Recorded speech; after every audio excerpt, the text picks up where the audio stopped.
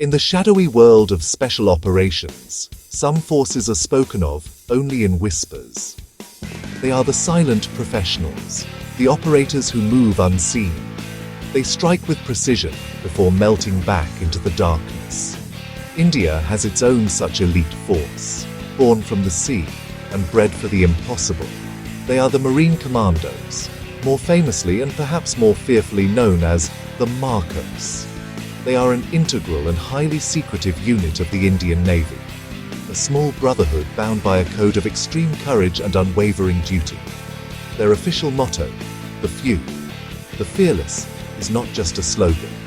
It is a stark and accurate description of the men who earn the right to wear the coveted Bloodline badge.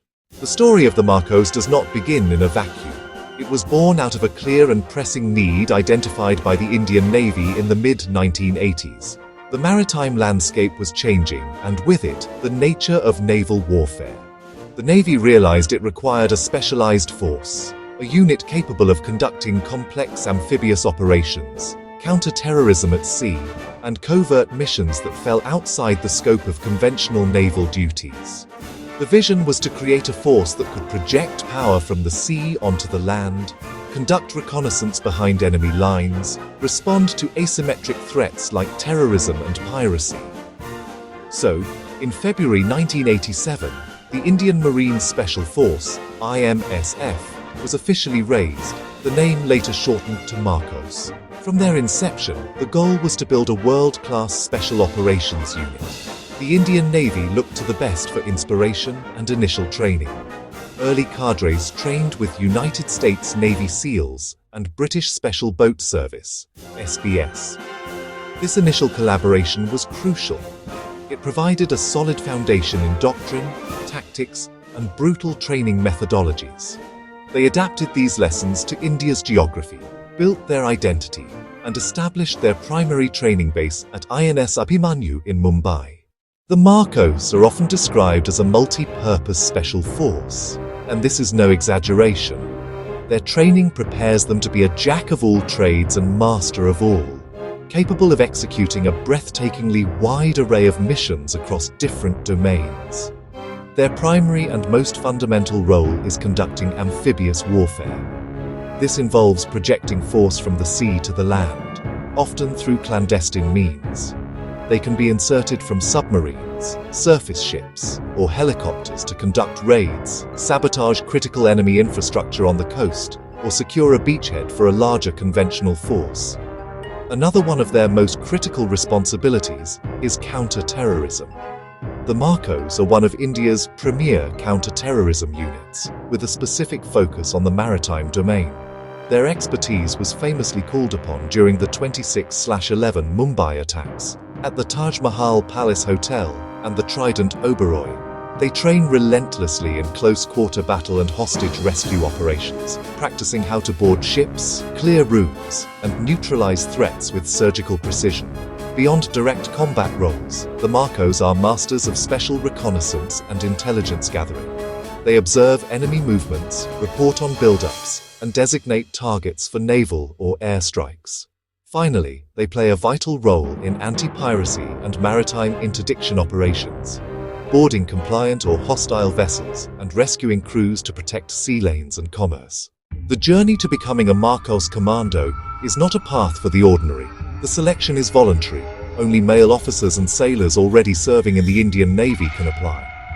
It begins with a 3-day pre-selection phase, a basic filter.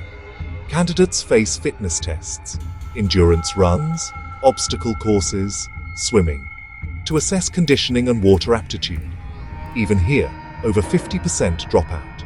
Then comes 5 weeks of relentless physical and mental torment, known as selection. Endless runs in combat gear, forced night marches, punishing calisthenics. Sleep deprivation weeds out the mentally weak. The centerpiece is Hell Week, a continuous 5-day period of unimaginable hardship with almost no sleep. They run for miles, swim in cold water, carry heavy inflatable boats, crawl through thick mud under constant harassment.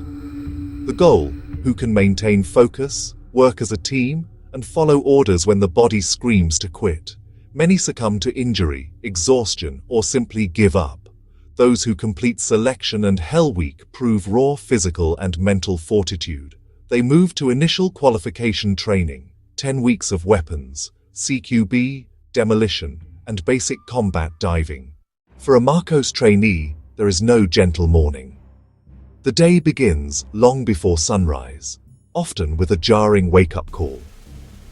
A meticulously structured marathon follows. Morning PT is intense, long-distance runs, carrying a heavy rucksack, and brutal strength circuits. Waterwork is constant, cold entries and long swims. Skill blocks fill the day, pistols, assault rifles, sniper rifles, firing while moving and in low light. They engage complex scenarios and master close-quarter battle, navigate ship corridors, and work as a seamless team. Combat diving is core, pool to open sea, closed circuit, no bubble sets, covert approaches, underwater navigation, demolition, searches. Night brings stealth skills, navigation, silent movement, mock raids. Classrooms cover planning, maps, tactics, and foreign languages, forging an unbreakable team. The true measure of any special force lies not in its training, but in its operational record. While most Marcos missions remain classified, several high-profile operations revealed their capability. In 26/11, Marcos were tasked to storm the Taj Mahal Palace Hotel and the Trident Oberoi. Their CQB and hostage rescue expertise was tested as they cleared floors, engaged terrorists room by room, and helped save hundreds of lives.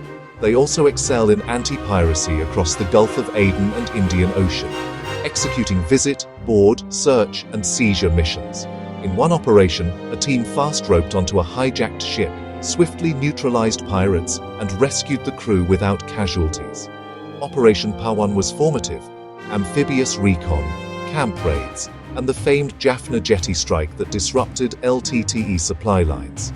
In Operation Cactus, 1988, they helped secure Malé and captured mercenaries fleeing by sea.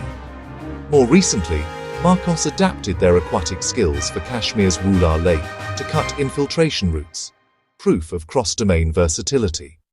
Through these and many other secret missions, the Marcos have proven immense strategic value in the toughest conditions, ready for any mission, anytime, anywhere. In an increasingly complex world, the importance of a force like the Marcos cannot be overstated.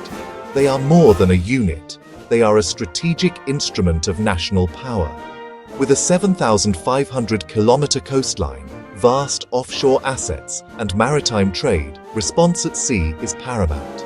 Marcos provide top-tier capability and deter seaborne terrorism, piracy, and sabotage.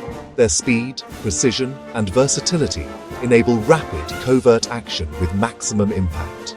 From rescuing hostages on a rig to gathering critical coastal intelligence or neutralizing threats before landfall, they give leaders options, instill national confidence, and set a benchmark of professionalism, the pinnacle of discipline and courage. The Marine Commandos are the silent guardians of India's maritime frontiers, the few, the fearless. Q1. Who is eligible to join the Marcos? A1. Only male volunteers already serving in the Indian Navy can apply. Officers and sailors who meet stringent age and fitness standards. Q2. How difficult is selection? A2. Exceptionally. Among the toughest in the world with very high attrition. Most drop during initial selection or Hell Week. Q4. How long to be fully qualified? A4.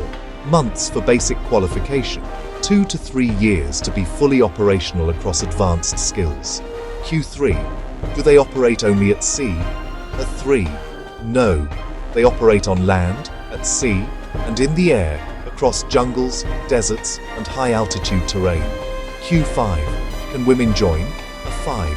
Currently, selection is open only to male Indian Navy personnel. No commando role provisions for women at this time.